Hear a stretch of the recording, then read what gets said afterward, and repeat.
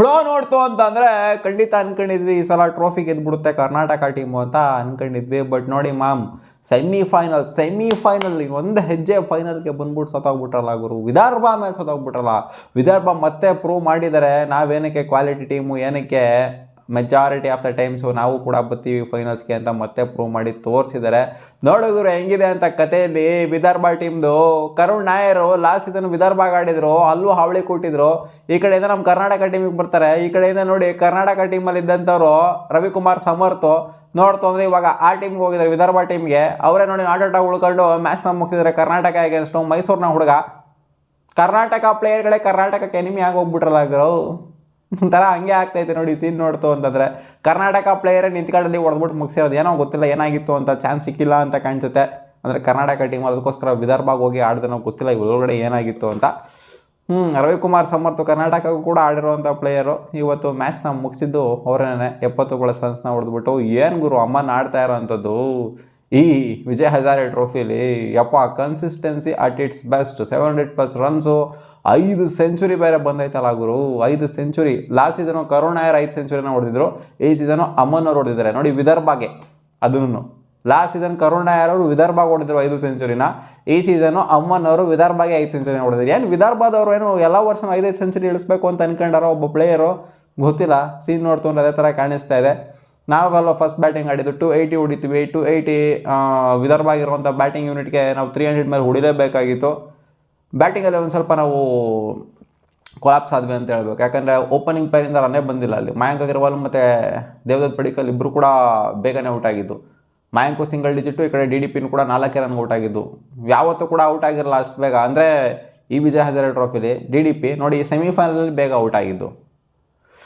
ಅಮನ್ ಅವರು through out the tournament ಸಖತ್ ಪರ್ಫಾರ್ಮೆನ್ಸ್ನ ಕೊಟ್ಟಿದ್ದಾರೆ ನೋಡಿ. ಇವರು ಕೂಡ DDPನೂ ಕೂಡ ಥ್ರೂ ಔಟ್ ದ ಟೂರ್ನಮೆಂಟ್ ಸಖತ್ ಪರ್ಫಾರ್ಮೆನ್ಸ್ನ ಕೊಟ್ಟಿದ್ದಾರೆ. ಬಟ್ ಇಲ್ಲಿ ಫೈನಲಿ ಬರಬೇಕಾಗಿತ್ತು ಪರ್ಫಾರ್ಮೆನ್ಸು.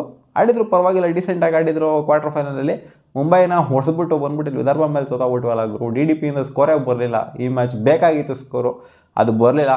ಕರುಣ್ ನಾಯರ್ ಪಾಪ ನಿಂತ್ಕೊಂಡು ಆಡಿದ್ರು. ಒಂದು 70+ ಹೊಡೆದಿದ್ದಾರೆ. ಸೊ ಅದು ಬಿಡ್ತು ಅಂದರೆ ಶ್ರೀಜಿತ್ ಅವರು ಒಂದು 50+ ಹೊಡೆದಿದ್ದಾರೆ ವಿಕೆಟ್ ಕೀಪರು. ಆಮೇಲೆ ಶ್ರೇಯಸ್ ಗೋಪಾಲ್ ಆಡಿರುವಂಥದ್ದು.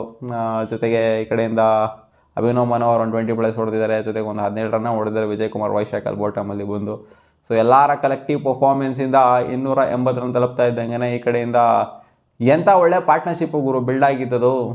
8 ವಿಕೆಟ್ ಬೇಗನೆ ಬಿತ್ತು ವಿದರ್ಭ ಟೀಮ್ ಅವ್ರದ್ದು. ಬಟ್ ಸಾಕದು ಪಾರ್ಟ್ನರ್ಶಿಪ್ ಬಿಲ್ಡ್ ಆಗಿದ್ದು ರವಿಕುಮಾರ್ ಸಮರ್ಥ್ ಅವ್ರದ್ದು ಜೊತೆಗೆ ಅಮ್ಮನ್ ಅವ್ರದ್ದು.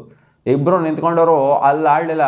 3ನೇ ವಿಕೆಟಿಗೆ ಕಚ್ಕೊಂಡು ನಿಂತ್ಕೊಂಡ್ಬಿಟ್ರು ನೋಡಿ. ವಿಕೆಟ್ ಎತ್ತನ ಅಂತ. ಆ್ಯಕ್ಚುಲಿ ಸೆಂಚುರಿ ಆಗ್ತಾ ಇರಲಿಲ್ಲ ಅವ್ರದ್ದು ಅಮ್ಮನವ್ರದ್ದು. ಕ್ಯಾಚ್ನ ಬಿಡ್ತಾರೆ ಕರುಣ್ ನಾಯರ್ ಅವರು ಮತ್ತು ಇನ್ನೊಬ್ಬರು ಬಂದ್ಬಿಟ್ಟು ಡಿಕ್ಕಿ ಹೊಡ್ಕೊಂಡು ಕ್ಯಾಚ್ನ ಬಿಡ್ತಾರೆ ಒಂದು 96 ಇದ್ದಾಗ. ಸೊ ಅಲ್ಲಿ ವಿಕೆಟ್ ಬಿದ್ದಿತ್ತು ಅಂದರೆ ಏನು ಬೇಕಾದ್ರೂ ಆಗಿರ್ಬೋದಾಗಿತ್ತು.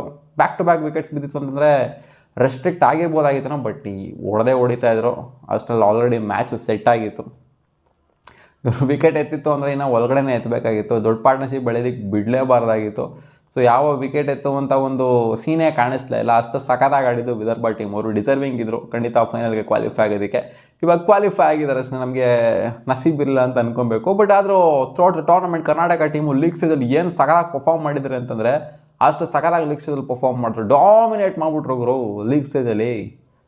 ಬಂದಾಕ ಯಾವ ಡಾಮಿನೇಷನ್ ಗುರು. ಒಂದು ಮ್ಯಾಚನ್ನು ಸೋತಿದ್ರು ಅಂತ ಕಾಣಿಸುತ್ತೆ. ಯಾರಿಗೇನ್ಸ್ತು ಅಂತ ಮರೆದೋಗ್ಬಿಟ್ಟಿದ್ದೀನಿ. ಒಂದು ಮ್ಯಾಚ್ ಅಷ್ಟೇ ಸೋತಿರೋದು ಕರ್ನಾಟಕ ಲೀಗ್ ಸ್ಟೇಜಲ್ಲಿ. ಆದಮೇಲೆ ಕ್ವಾರ್ಟರ್ ಫೈನಲ್ ಗೆದ್ವಿ. ಆಮೇಲೆ ಇದು ಕೂಡ ಗೆದ್ವಿ. ಇದು ಸೋತ್ವಿ. ಇದು 2ನೇ ಮ್ಯಾಚ್ ಸೋತಿರೋದು ಕರ್ನಾಟಕ ಈ ಒಂದು ಟೂರ್ನಮೆಂಟಲ್ಲಿ. ಏನೂ ಮಾಡೋಕ್ಕಾಗಲ್ಲ, ಆಕ್ಸೆಪ್ಟ್ ಮಾಡಬೇಕು. ಬಟ್ ಏನು ಪರ್ಫಾರ್ಮ್ ಮಾಡಿದರೆ ಈ ಟೂರ್ನಮೆಂಟಲ್ಲಿ ಕರ್ನಾಟಕ ಟೀಮು.